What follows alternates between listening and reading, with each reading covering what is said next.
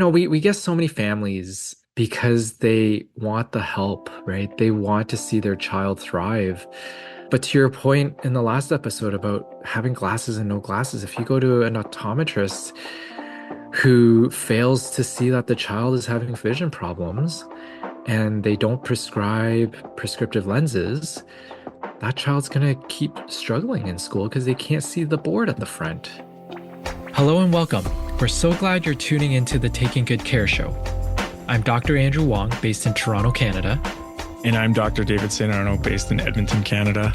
We're two practicing psychologists with over a decade of experience each, working in a variety of settings and supporting diverse populations.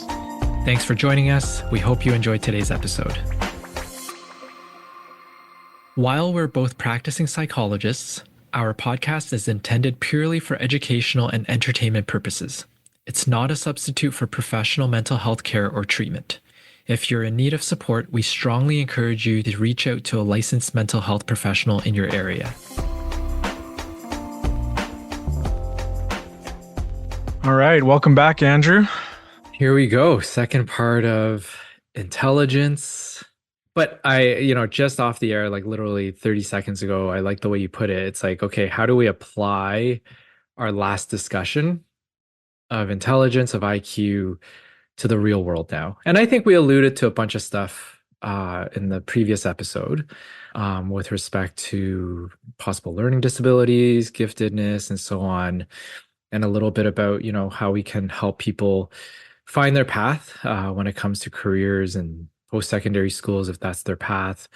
So we're going to funnel that down now to how this helps students, adults in the real world, at least here in, I want to say North America, but maybe it's safer to say Canada. Yeah, probably safer to say that because that's what we know. That's where we work. So Exactly. yeah, I like to think about it like the role IQ testing or IQ scores play in our lives, right? Or in society. So that can be assessments, like you're saying, and diagnosis, but also like I was just looking up that Mensa, right? I forget what Mensa actually stands for, but essentially you have to have a certain IQ score tested at one of their approved testing places, and you have to be in the top 2% to join this club, right?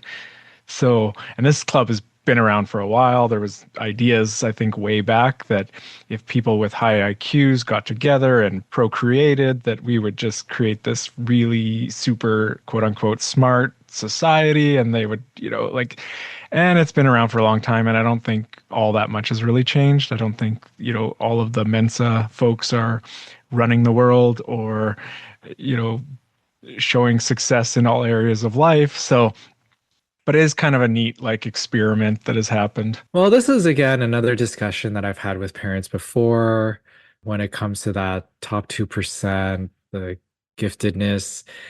If only the top 2% ran this world, we'd be in trouble. We'd be in trouble. And so, no, it's not just the top 2% who run the world. Many people from different backgrounds, different abilities. I go back to different strengths and weaknesses when it comes to one's cognitive profile, right? You will gravitate towards work that is your strength. I wanted to make a comment. Actually, I wanted to make it last episode, but it escaped me. Like with ADHD, attention, executive function, that is one diagnosis, one area of concern that can really affect someone's testing scores, right? So that is one, like if someone's getting an assessment, a psychoetic assessment, and that might be listed as like these results should be interpreted with caution because the student had difficulty attending to the exam or to the subtests, right?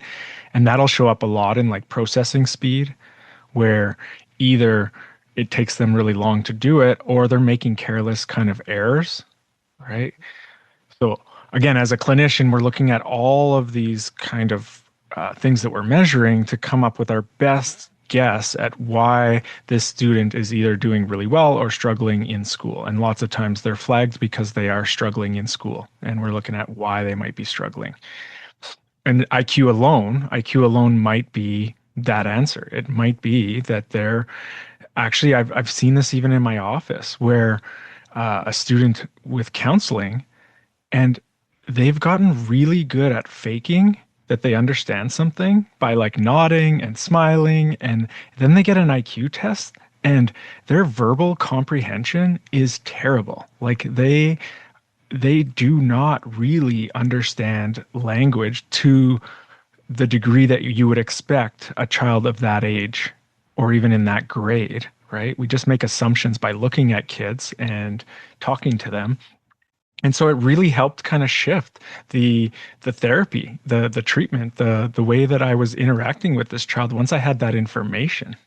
So some kids could be sitting in class and it's going right over their head. They are not comprehending, they are not understanding, but they don't stand out because they're not, unless they're failing exams or showing difficulties in other ways, they might get missed. Yeah, so this is typically your quiet child sitting at the desk, may look like he or she's following along, but really they might be zoning out or daydreaming, and they sort of get lost in the shuffle because they're not problematic, so to speak. Right. And it's not until a lot of the time parents will be like, you know what, we're noticing that the grades aren't quite there. Teacher is saying that, even though she's paying attention or he's paying attention, when it comes to applying those skills, they're not quite getting it. Then they'll come to our office and there may be a learning disability, right? So I'm thinking of starting there first, and then we'll work our way over to maybe giftedness as the episode rolls along. Now, I think it was very interesting because I was initially trained in Ontario for about a year, year and a half for my master's. Did some assessments here, went out to Alberta for 3 years, did a lot of testing out there, and then came back to Ontario and had to relearn some things actually in terms of the diagnostic criteria for a learning disability. There may be some provincial differences here between where you are, Dave, and where I am, and also the DSM, right? We've talked about the DSM-5 before. So within the DSM-5, that's the diagnostic manual that psychiatry and psychology uses for mental health and other neurodevelopmental disorders. There's something called a learning disorder in there, which is not a very strict criteria to have a learning disorder. I won't go too much into that, but really, any kind of academic weakness can determine whether or not you have a learning disorder according to the DSM-5. But here in Ontario, we do have a more strict criteria set out by the Ontario Psychological Association, set out by the Learning Disabilities Association of Ontario. And most school boards will follow those criteria. Otherwise, everybody may have a learning disorder according to the DSM-5. So I'm being a little Well, facetious there, anyone but who's struggling in school in either math yes. or reading or writing could qualify for, like, as long as it's a significant struggle, they would qualify for that disorder, which is not, like you're saying, quote unquote, no, I don't know if it's quote unquote, but the definition that we learned, right, when we were being trained in terms of what a learning disability actually is, rather than a disorder. Yes. So here, it's not just about IQ testing. That's one component of it. And we do want to see if there are any what we call processing difficulties. So in the last episode, when we talked about verbal comprehension, visual, spatial, fluid reasoning, and so on, each of those are seen as a process, right? Sort of how your brain works. Is there a processing deficit? Now, there may be other processing deficits that can be further tested, whether it's visual motor integration or fine motor challenges, also phonological processing, which is the way we may sound out letter sound combinations, how we hear letter sound combinations. There may be that as well. And here in Ontario, too, I don't think I did this out in Alberta, memory is also part of it, too. So we have to do memory testing when it comes to one's verbal recall, visual recall, delayed visual and verbal recall, and see if any of those processes are delayed as well. right? So if there's any kind of process delay or weakness in combination with academic difficulty, so this could be math, reading, writing, right? Then we can say that somebody has a learning disability. Now, Dave, you were smiling the whole time I was talking about memory, Well, because I'm pretty sure we didn't do it out in Alberta. no, no, and this is like a jurisdictional thing, I think. So I did my master's in Ontario, and then I came back to Alberta and also did like an assessment course and assessments here. So I'm laughing because in Ontario, I did a lot of memory testing, right? Like it was built in kind of to the psychoed assessment when deemed, needed. And in other places, I think in Alberta at least, the a lot of the memory tests are reserved for neuropsych assessments, and only neuropsychologists will be doing those kinds of testing. So even though a counseling or a clinical psychologist could administer them and be able to purchase the tests and interpret them, there is a bit of, like if memory is a concern, it should be a neuropsych assessment, not just a ed psych assessment. So yeah, Interesting. yeah. Interesting. So a little bit of an aside, Dr. Martin Logan, when I was supervised by him, he was a guest on one of our episodes on brain injury. And in Ontario, you can, at least it's still this way, this is probably going to go away soon, but you register as different disciplines in psychology, right? So school psychology, clinical psychology, neuropsychology. And I remember we used to go into rural areas to service people who needed the service out in rural Ontario. And so we'd have these long car rides and counted as supervision. And he started talking about, is there really a difference between neuropsych and school psychology? Right? You're looking into memory, you're looking into IQ, you're looking into all these processes. The only thing that you're not commenting on in your reports as school psychologists is the brain functioning. But it's not to say you don't know how it functions. You can still comment on what the person needs in order to find optimal functioning. So it was a very interesting conversation. That was his take on it. And he's a neuropsychologist. So it's not like he's saying, the school psychologist can't do this or clinical psychologists shouldn't do that. He was totally advocating that, hey, your role, my role, they're actually pretty similar. They are. My spidey sense is going up that we're treading into some waters that maybe we should back away from. Getting back to the role of IQ testing, yeah, like even if I think for me, when I think about learning disabilities, it's a difficulty with some kind of a processing, like you said, a processing deficit or processing difficulty that affects a student's ability to show what they know or to learn information, right? They technically have the ability to do it or the aptitude to be able to do it, but there's some kind of process that we don't necessarily have like the brain imaging to really pinpoint it yet. But so one example is like dyslexia, where someone reversing letters and difficulty with reading. And so if someone else reads the information to them, they can take it in, they can think about it, they can answer questions, right? Or dysgraphia, where it's difficulty writing. So if that is the issue, if you tell a student they have to write out their answers and they have dysgraphia, you're not going to get an accurate estimate of what they actually know because of the way you're testing the knowledge, right? So, the way that I was trained and the way that I always think about learning disabilities is that one of the requirements is to have an average IQ, average or above IQ initially, and then to have below average to extremely below average performance on academic tasks like reading, writing, or math. So again, I think this is where like the jurisdiction differences lie too, right? So in terms of how we even represent intelligence here, so well, for simplicity's sake, we'll take what you mentioned in the WISC, right? In the last episode, the Wechsler intelligence scales, any of those domains, well, not any. I'll say like the main ones, let's say verbal comprehension, visual spatial reasoning, and fluid reasoning.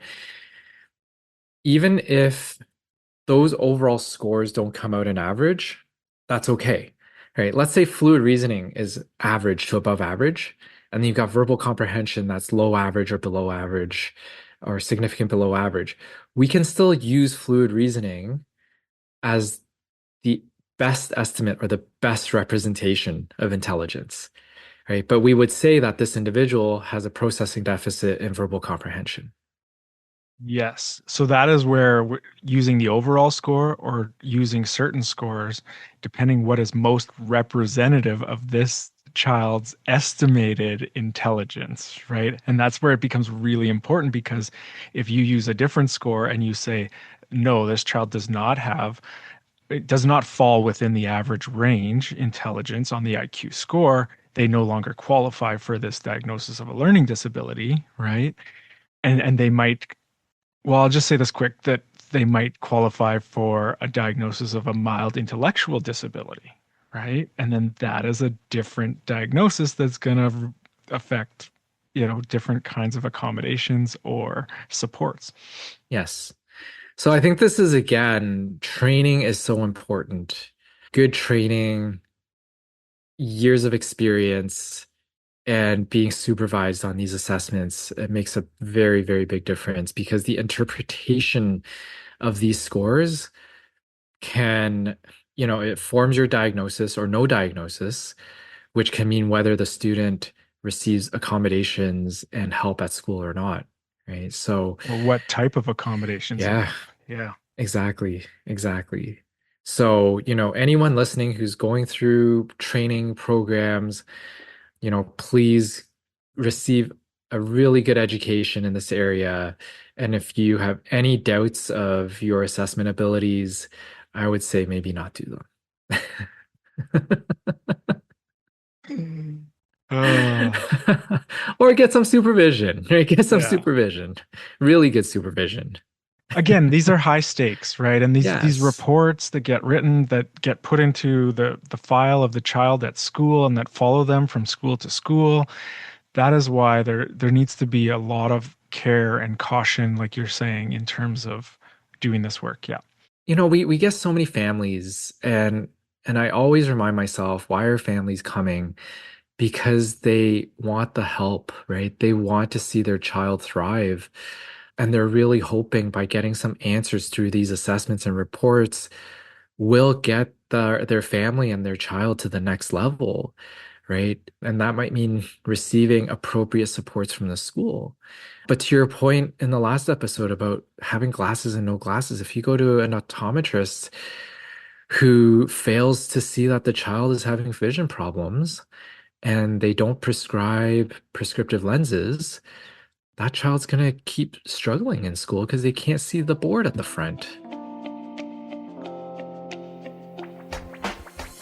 That's the piece around learning disabilities, right? I would add one more thing around, at least again in Ontario, even if a student is getting maybe a lower end of the average test scores for academics, if we notice as a clinician that the student is taking an abundance of time, really long time to get through academic tasks, whether it's math problem solving or writing. We can also make that clinical judgment that, hey, like this is taking way longer than most students should be taking, and we can still diagnose a learning disability in that Mhm. sense. Not just with the slow speed, there has to be other processing deficits too. But if, let's say, they're scoring sort of average-ish in most academic tasks, but it's like taking them 3 times as long as everyone else, we can make that call. And I think even just a general kind of understanding, like a learning disability is uh, is understood that a student might be performing poorly and be labeled as, we've been talking about smart, but you could be labeled as dumb or not intelligent, right? And a learning disability can really help clarify that, like, the student has intelligence to be able to learn and to think through these problems, but the way we are teaching or asking them to demonstrate their learning creates such a difficulty that they're performing way lower than what they're actually capable of. Exactly. Now, I do want to state that in terms of a learning disability, I think the word disability scares people. It certainly scares parents and caregivers who I've worked with. Not all of them, but some of them when they hear the word disability. A learning disability does not mean that the individual cannot learn, right? It just means that there are strengths and there are weaknesses and a difference in the way they learn, right? And so a very simple example might be that, somebody learns better through visual means, right? So, if you give them diagrams and tables, pictures for them to follow, lists, they will learn better than if somebody just lectured at the front of the classroom and didn't write anything down, right? So, when a prof or a teacher just lectures in the front, yada, yada, yada, they may not comprehend everything that that person is saying because they're not that auditory or verbal learner. Yeah. Or back to dyslexia. If they can listen to the audiobook rather than read the hard copy book and they can take in that information, then you're making an accommodation that allows them to then learn and express their understanding, right? Yeah, So, yeah, exactly. So with a learning disability, people can still do great things, thrive, right, through receiving certain accommodations, or what I see sometimes in older high school students and post-secondary students and even adults in the workplace, they eventually and naturally find ways to accommodate themselves too, right? I go back to that idea of gravitating towards your own interests, your own strengths, and they do very well, right? Again, it does not mean you cannot learn. yeah, and let's expand that too to like mild intellectual disability or severe intellectual disability. So, scoring on the really low end of the IQ score, there, I mean, it's a developmental disability, right? So, depending on what province or what part of the country you're in or other jurisdictions, they're going to have different labels for it. But like in Alberta, you would qualify for like PDD. So, there would be some supports that would be available because, full-time employment or some of these other things are going to be very difficult. Even attending school might be very difficult, right? So there are supports in place that if you score a certain, like below 70 was kind of the range on, around here for a while. Now they don't just rely on IQ scores, right? We're not just basing this entire thing on IQ scores, but yeah, I think it doesn't mean that your life won't have meaning or that you won't, but it can kind of help guide what supports you need, what areas where you might be more successful, and gives you a range or a direction for parents and for caregivers. So one piece around intellectual disabilities does go through the DSM, right? The Diagnostic Manual.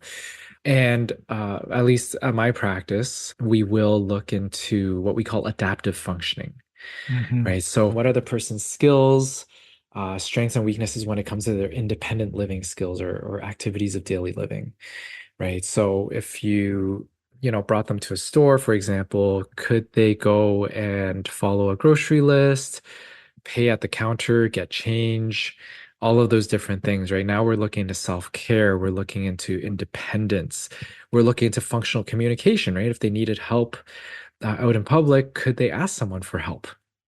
Right, so we're looking to all these other areas now. And that's what also determines the intellectual disability piece is that if the person is really struggling and they're following again below the normative population, right? Again, these tests are standardized. And if they are falling below that average range, first of all, what range are they falling into? And the severity of their ability to live on their own or independently. For sure. And I think, yeah, that actually brings up a point from our first episode on this is that uh again, the range, the way that we interpret these results, right? So I'll give you an example. Like let's say the cutoff is 70 IQ. That might not mean a lot to different people, but it's a score that you could get. You could get below 70 or above 70. Say someone scores 71, right?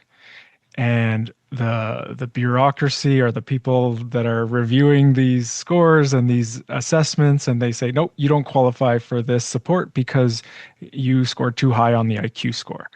And I've actually seen this where the psychologist had to write an additional letter explaining where the range is still below 70 and above 70, but looking at this individual's areas of functioning, like you're saying. So, say they have another diagnosis like autism or something else that could be, you can have more than one challenge.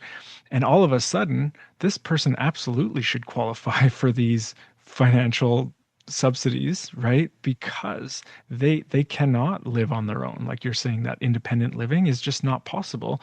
But if someone strictly is just going off of, okay, well, they scored 71 or 72, so they don't qualify. Like that is, I, yeah, that's a pet peeve of mine. Yeah. These diagnostics has so many implications to, financial implications, like you said, government supports, right? So if we do diagnose someone with an intellectual disability, they may be given grants here in Ontario, right? Financial grants to help them. They can be accepted into certain programs because, sometimes individuals will have difficulty thriving in the workplace if they do have an intellectual disability. So they may join day programs, right? And so there are, again, significant implications to these types of assessments. And I really don't want to underscore that because families need the help, individuals need the help. Again, I'm speaking for those in Canada, for me specifically here in Ontario. Other countries may have other services, which is great. Others may not have any services, but that's what happens here. For sure. And I think one other thing to re-highlight from the first episode is that if your child is tested at, say, 7 years old and they fall within this category, they're likely going to stay there. They're not, this isn't something that they're going to grow out of, right? Or maybe they need a tutor and then it'll get better. It's like this is considered a neurodevelopmental condition that stays with someone for their entire life. And this is where I think our counseling and therapy skills come into play. Caregivers hearing news like this, it's never easy. Mhm. Sometimes it can turn their world upside down. And as we talked about in grief and loss, that episode before, there can be grieving, right? Many people will have certain expectations of their children, but when they're having such significant challenges and difficulties, and you have to change sort of your expectations, it's very, very challenging. So So yeah, a lot of compassion, a lot of yeah, understanding, and allowing people to kind of digest the information and then answer questions. Unfortunately, a lot of these assessments, there's a quick debrief that happens afterwards, and that's where I end up seeing a lot of parents that are left with questions or left with like maybe misunderstandings of what the report or the assessment actually kind of means for their child. So, yeah. The debrief is so important. The debrief to me is not just a debrief to say, okay, these are the results, and you go on your merry way. It's really, I believe in hand holding the parents, especially when I know that it's going to be a tough news of a diagnosis, and just knowing the families who I work with as well. Right. Now, I just want to place a caveat out there. Here in Ontario, it's very confusing. You can also be identified through the Ministry of Education with a mild intellectual disability. If you see that in a report, it is not a diagnosis, right? I'm not even going to get into that because it's just going to confuse people even more. But in terms of this discussion, we'll just leave it as the DSM-5 diagnosis of an intellectual disability. And then you can have mild, moderate, or severe range. Okay, so I'll leave it at that. Okay. so It's let's very let's confusing out here. I know, and we could do more and more episodes on each specific thing. So Oh, hopefully, this just kind of gives you some direction. And I actually want to shift gears completely and look at the other end of the bell curve to the giftedness range, right? So scoring above 130 typically is, yep. correct me if I'm Or wrong on that. 98th Eh, percentile or higher. So Yeah, you're talking about the top 2 percentile of the population. yeah, of the, the normed population. So if you score there, all of the norming, all of the pre-testing that was done, less than or 2% or less scored within that range. And so if you score there, then you're considered, or you can be, again, I don't think is it a diagnosis? It's Yeah, an identification of giftedness. Yeah, it's not a diagnosis.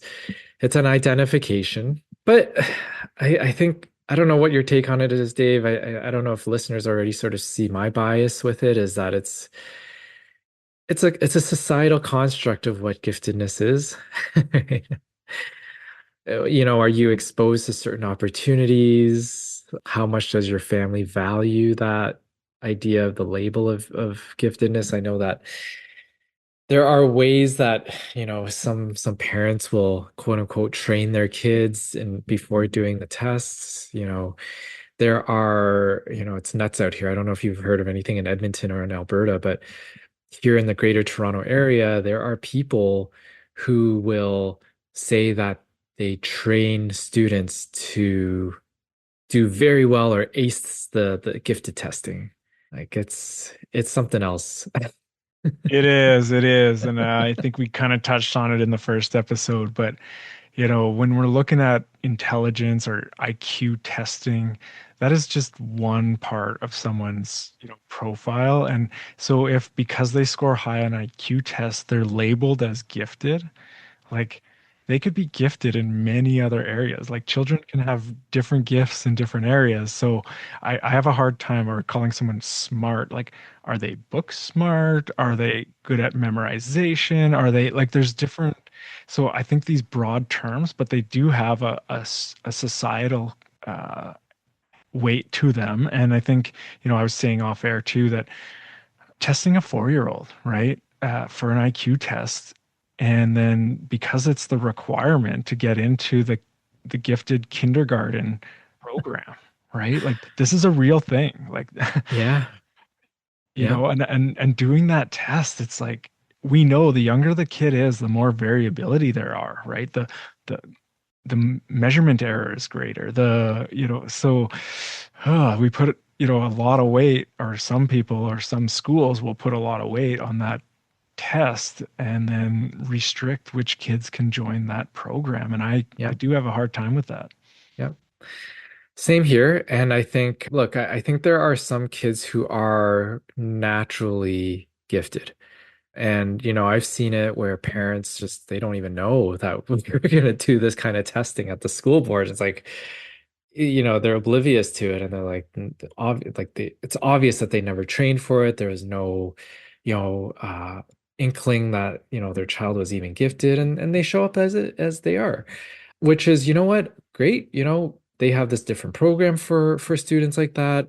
And I will say that it's a different kind of teaching and there's a lot of inquiry work, maybe more independent projects. Maybe they go, two steps a little bit more because yes, these students may learn a little bit quicker, grasp concepts quicker.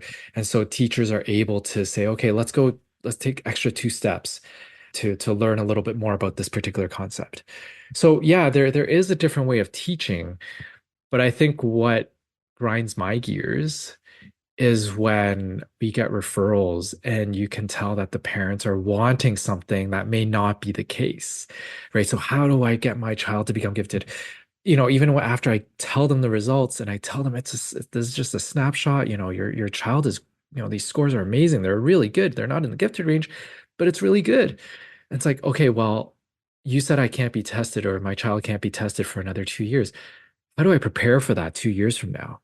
It's like, really? Yeah, no, I hear you. I hear you. If the school identifies a child, right, and then that referral goes in, that's a lot different than a parent wanting their child to be something that they may or may not be. And again, when you're looking at a 3 or 4-year-old and the parent is like, I think my kid is gifted, it's like, yeah. And when I'm doing that assessment, a part of me is like, oh, I'm gonna, like you said, the debrief, right? And possibly giving a diagnosis. This isn't giving a diagnosis. This is telling a parent at times that their child is, like you said, could be really bright, could have a lot of strengths, but they don't fall in the gifted range and they don't get that label. We won't even do a gifted testing until a child is in grade 3 and 8 years old minimum. Because here in the school boards, at least in the public school boards, they won't even take an assessment that's done earlier than that. That the brain needs time to develop. The child needs time in the classroom to develop and to see where their skills are. And like you said, the greater the measurement error when they're younger, right? So school boards here won't even take a look at them if they're done any younger or any earlier than grade 3 and 8 years old. But again, there's so much. I sometimes find there's so much riding, more so with the parents than the kids. And unfortunately, I've seen so many cases of this where the children become the victims of their parents' expectations, right? And so, a child may come into the office and they'll tell me, I'm nervous, I really want to be in this program, but who planted that seed? Right. And when a child feels that kind of pressure, a lot of the time I just want to say to parents, just let a child be a child. Right. And the way I see it too is that if your child isn't gifted or doesn't reach that level in terms of their scores, they're still going to do great in school. Right. From what I can see in the scores, they're still going to do great. They'll still be able to learn a lot. Obviously, as parents, many of them will give their children opportunities outside of school to also learn. So, it's not a be all and end all. No. And again, let's put this in context. Like it is one part of this, you know, one factor, right? We talked about motivation and effort and grit and, socioeconomic status, right? When we're looking at some of these gifted and talented programs, how many of these students actually come from upper socioeconomic status, right? Like there are a lot of factors that go into, and I think sometimes there's pressure on parents and there is, parent shaming. And even when we look at nature versus nurture, some of the some of the folks that are really promoting this like environmental factor that the environment affects intelligence and that there is very little genetic component to it, that's risky too, because all of a sudden you're saying, well, parenting is what affects intelligence. And so if you have a bright student, that's good parenting. And if you have a student who's struggling, that's probably because there was bad parenting. And we just, we don't want to go down that path, right? It's funny, I'll self-disclose here a little bit. So I'm not gifted, but my brother-in-law and my sister are. They were deemed gifted, right? And actually I want to say it was a month ago maybe or 2 months ago, because my daughter was talking about, a couple of friends who went to the gifted program. And this could have been my sister saying this just to my daughter, just to to soothe her a little bit. But my sister's like, and my brother-in-law both are like, it's overrated. It's like it's overrated. It's like we all come out on the same playing field at the end of the day, right? You go off to university, there's no gifted university, right? I have a friend who's also was in the gifted program. So at my high school, there was the gifted stream, there was a non-gifted stream, but we all became friends. And one of my friends always says, I'm pretty sure, I don't know how I got in the gifted program, but I'm sure I was not gifted. Like it made no difference in my life at the end of the day. Right. And look, I think, having more life experience now, again, I have friends who are gifted and those who are not gifted, and everybody, goes through the same challenges at the end of the day, right? We go through the same celebrations, the same challenges. I have friends who have mental health challenges, right? They did amazingly well in school, gifted programs, university, really crazy hard programs, but they struggle with social challenges, mental health challenges. So at the end of the day, as much as some parents and caregivers may ride on this whole gifted label, please don't forget that there's way more to life than this identification. There's a lot more. And so again, hopefully this episode it puts things in perspective a little bit because there's a lot of misunderstandings, right? And some people might think that if my kid gets into the gifted program, their life is going to be on a certain trajectory, right? And we know that is not the case, right? And even when I said this at the beginning of the episode about that Mensa group, right? It's it can feel good to be in this like elite group of people that have a certain level of intelligence. But in terms of like life satisfaction, meaning, success, it's not really that correlated to high intelligence. No. Nope, So, not at all. The research has shown that it's so important to take care of yourself in all facets and work hard, right? Develop grit, develop a strong work ethic because even when I hire at my clinic, to be very honest, like you can be the brightest and you can show me your GPA and all this other stuff. But if you can't demonstrate a strong work ethic, and I would say professionalism and just good people skills, back to our episode with Sean Barford about running a private practice.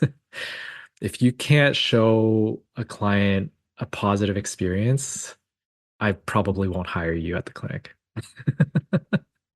Right? You oh can be the no. smartest person in the Yeah, world, yeah. right? But Yeah, so again, just in a summary, like IQ scores, they're correlated. They predict school achievement, academic performance. That is the biggest predictor but even that is still not, it's not 100%.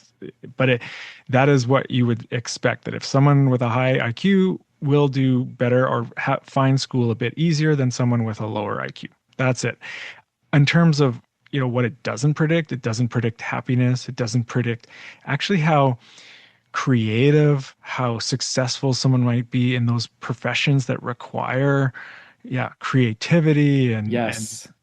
problem solving. That Dave, I'm so glad you brought that up. That didn't okay. even cross my mind for today, but yes, creativity to me is huge. Novel problem solving and creativity, Yeah. right? Well, and then social skills, right? Like emotional awareness, emotional intelligence, like all of those pieces, that is not connected to IQ at Yep. all. And Yep. so yeah, hopefully people get a better understanding of what IQ scores are, what they kind of mean generally, what they're used for, and what they Yes. shouldn't be used for or they shouldn't mean. Yeah, no, I hope we did that part. And at the end of the day, let kids be kids, right? Give them the opportunities. Some will thrive in certain areas, others will thrive in other areas.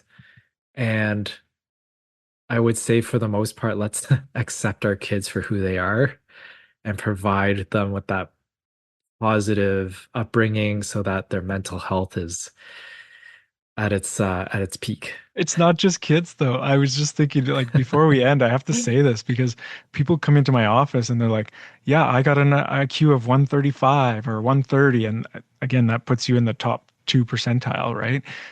If you've been listening to the full episode, and that technically would put you into the gifted range. But where did you get your IQ tested, or how do you know your IQ score? And it's like, well, it was on a thing on the internet. I just did the test on the internet. Like that is not a test that gives you an accurate IQ score. So unfortunately, for those that are listening, that might have thought, okay, it might give you a ballpark-ish kind of score, but you do not get your IQ tested on the internet. Well, unless you're doing a virtual assessment. It's so interesting. I've had clients, again, we've been practicing for a long time. I've had a few clients who have told me that they wish they never knew they were gifted or they wish they never attended a gifted program. I think there's like again expectations, adult expectations and implications to that. Which to me I was like again because I was never in that kind of program, but it's a very interesting statement that they would say something like that. All On that right. note, Yeah. Well, this was fun. yeah, that was fun and this was this was easy in a sense to record this today, the two episodes. We do so much of this type of assessment. And yeah, working in the school board for a number of years and now private practice, it's exposed me to so much along these lines. So thanks for bringing it up. It was your suggestion to talk about this today. Well, thanks for bringing all your experience and wisdom. So this was fun. And again, I think the way when I think about these podcasts, it's like, what are things that I'm talking about in my office that it would be nice to share with the general public? And hopefully those that are looking for information around this can find this and at least get some direction. They might need to talk with someone more specifically, but this kind of at least we kind of do a lot of myth busting, right? And correcting some misinformation that keeps showing up in our office, right? And that affect how people make decisions for themselves or for their children or for their family. And it's yeah, I think this is a free resource that hopefully can help people. All right. If you've enjoyed this episode and you're enjoying the podcast, please subscribe, share, follow, give us a thumbs up, send us questions and comments. It's been a really fun ride, and it still is. We've been doing this for over a year, and data is showing us that it's blowing up a little bit here. So that's a lot of fun to see as well. So share with those who you think will enjoy it, who you think might find it useful, and we'll keep doing this. And in the meantime, until we record again, take good care. Yeah, and hopefully by the time this gets released, Canada has a win in the World Cup. So Wishful thinking. We'll see. all right, take care, Andrew. Take care, everyone. Take good care.